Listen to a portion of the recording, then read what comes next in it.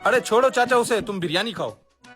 मैं तो फ्रूट खाऊंगा, बस ये चाबी किसी तरह से हाथ में आ जाए। अरे गलती हो गई यार, इस पनौती को साथ लाना ही नहीं था। भाई तू छोड़ उसे, तू जाके गाड़ी से ठंडे ठंडे फ्रूट निकाल के लेके आ।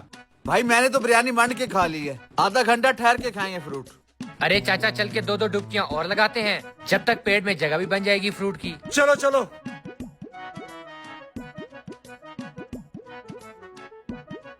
बेटा अब कान खोल के मेरी बात सुन ले, तूने हम लोग के साथ बिरयानी नहीं खाई ना, तू अब घर जाते वक्त मेरी गाड़ी में भी नहीं बैठना।